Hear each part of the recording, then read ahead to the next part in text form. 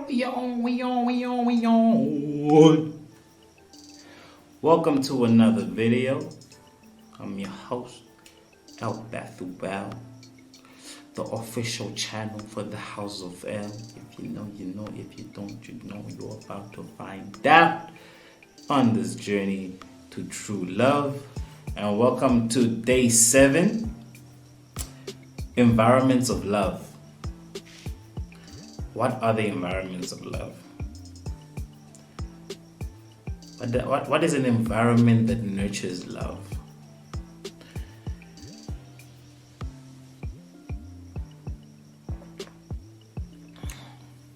Right?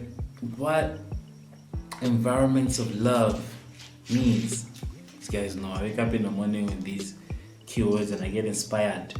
Like environments of love. So for me, it just takes me to creating an environment of love. Is our environment created with love?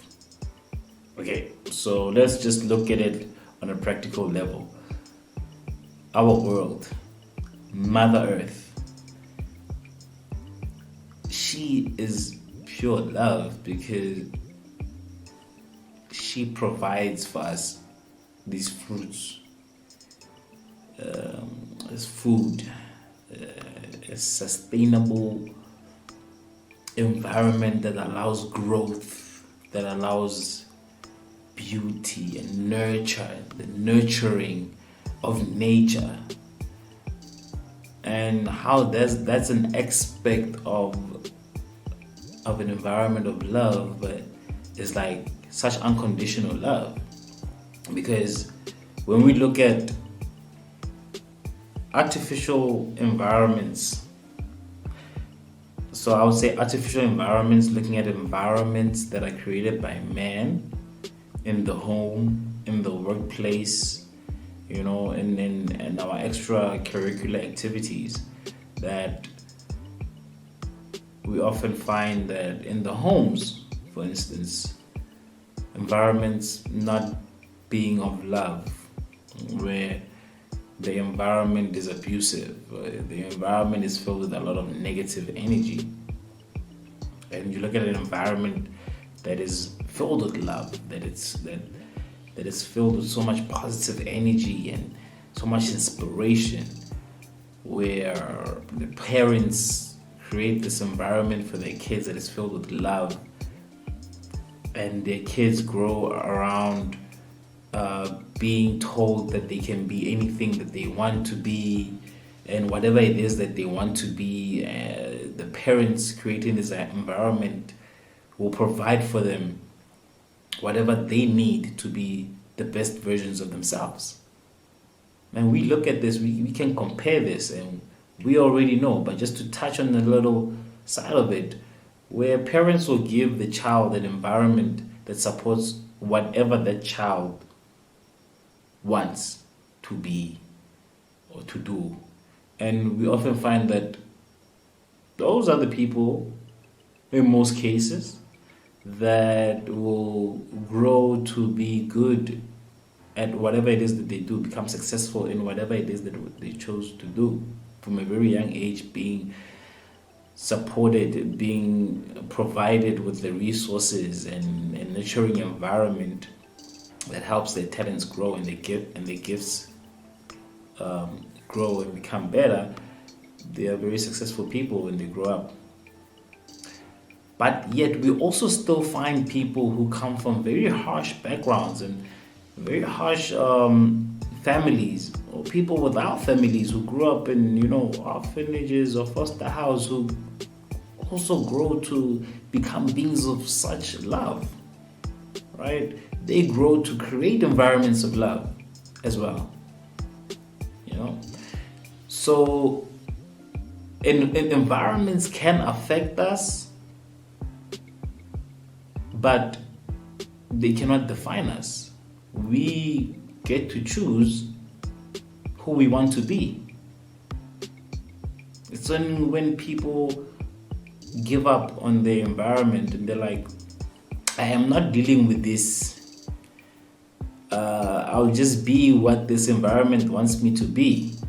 And they end up becoming people who they are not. just because of the environment.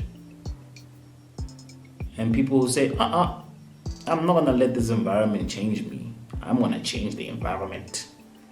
I'm gonna do what I need to do. If I can't change this environment, I'm gonna change my being and put it in a different environment that's conducive to who I want to be. I'm putting yourself in an environment of love. So I don't know, what do you guys think about the environments of love? What do you feel? Well, what is your experiences with different environments in the workplace or wherever it is, right? Share it down below. As you know, each one teach one. Environments of love is very interesting topic for me.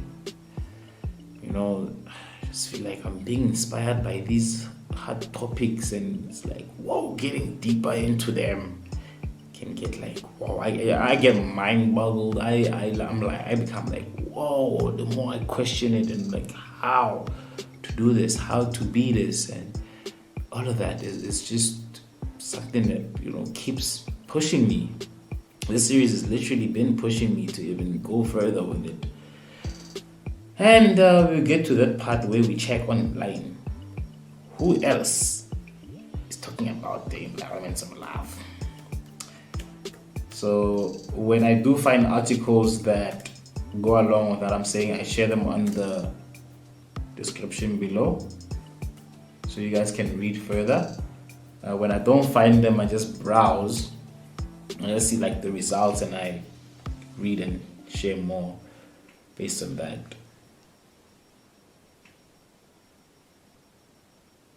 There are many things we can and should do to preserve and protect our environment if we want to preserve and protect life on earth. Environments of love are there to nurture life, to help us grow. We understand that, those who adapt quicker to the environment tend to survive longer. When it's about survival, it seems like, okay, if you want to survive and you want to nurture life in an environment that does not induce love,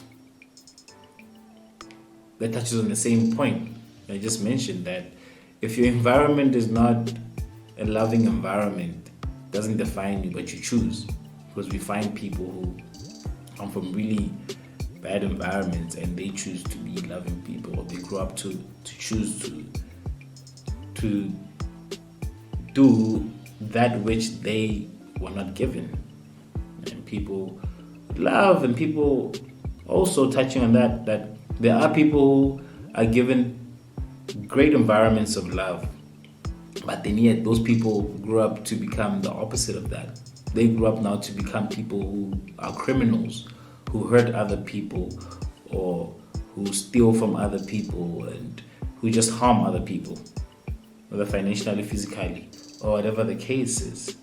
So when you talk about an environment of love, it really gets interesting to see what environments on their own can impact the being or an organism.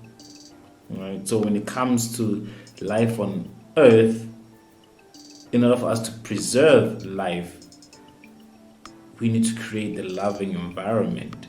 What does that mean? That means that we have to protect it, we have to nurture it, and we have to take care of it. So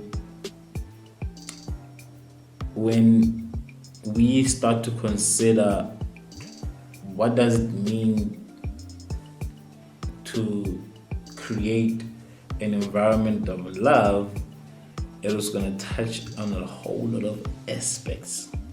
But here, we want to focus on those aspects that will nurture the being, so the being can be love. Because, you've created an environment that has created love. Environments for relationships, environments for work, environments for family, environments for friends, environments for animals. All of these environments in nature.